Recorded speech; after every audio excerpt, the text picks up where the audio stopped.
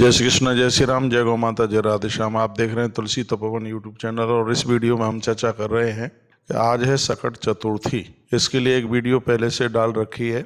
हमारी भारतीय सनातन संस्कृति में बच्चों की आयु बढ़ाने के लिए माताएं निर्जल रह करके सकट चतुर्थी का व्रत करती हैं। पूरे दिन तक पानी लेती नहीं है। रात्रि को चंद्र दर्शन करके फिर वो अपना पारण करती हैं। व्रत को अन्न के रूप में दूसरे दिन खोला जाता है। रात्रि को भी वह भगवान गणेश के ऊपर चढ़ा हुआ उसमें गुड़ और तिल और शकरकंद, ये तीनों चीजें लेकर के वो अपना व्रत खोलती हैं और दूसरे दिन फिर वह यानी पंचमी को वो भोजन करती हैं। मैंने सब पिछली वीडियो में ये निवेदित कर दिया है।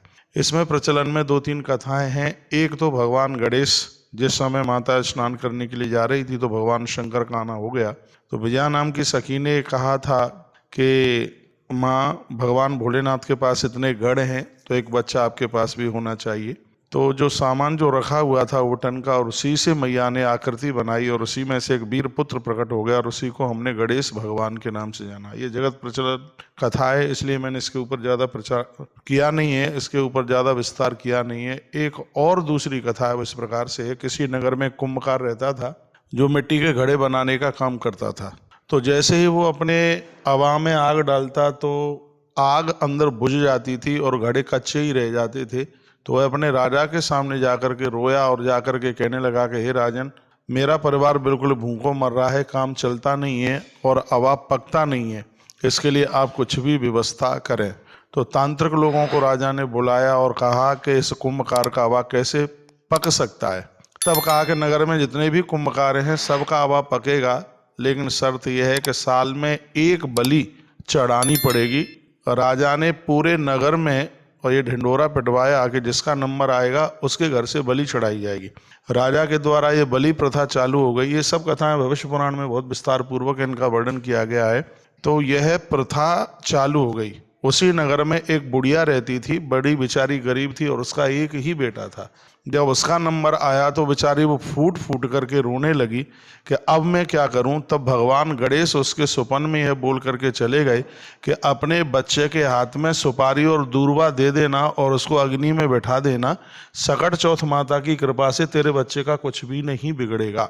और ऐसा भगवान गणेश सुपन में बोल करके चले गए, क्योंकि वो माँ गणेश जी के मंदिर में रोजाना जाती थी वो बुढ़िया दर्शन करने के लिए। तो भगवान गणेश ही उसको स्वप्न में ऐसा बोल करके चले गए। जब उस बुढ़िया के बेटे का नंबर आया हवा में बैठने के लिए, बलि चढ़ाने के लिए, तो उसने अपने बेटे के हाथ में दूर्वा दे दी और सुपारी दे दी और कहा कि बेटा, तू आग में भगवान गणेश का ध्यान करके बैठ जाना, सकट माता तेरी रक्षा करेगी। और ऐसा ही हुआ और वह बच्चा उस हवा में बैठ गया और उसमें अग्नि डाली गई।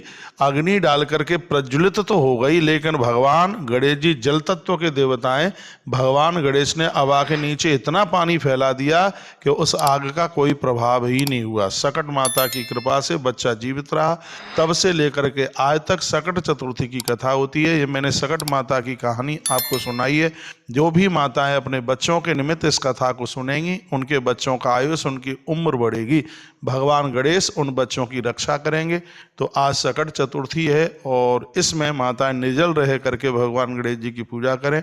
12 नाम भगवान गणेश जी के वो लें, इस कथा को सुने। आप भगवान गणेश की पूजा करते रहें, मोबाइल खोल करके रख लें। कहानी मैंने सुना दी है, ऐसा लग रहा है कि मैं आपके घर में बैठ करके ही ये कथा सुना रहा हूँ।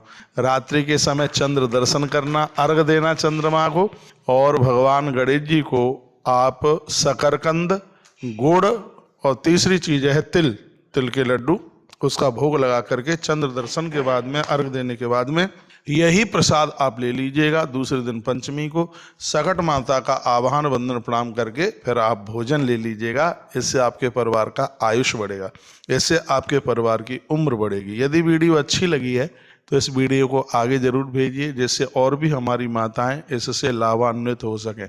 ऐसे ही हमारे साथ में आप जुड़े रहिए। एक नई अपडेट मैं आपके पास मैं भेजता रहूँगा।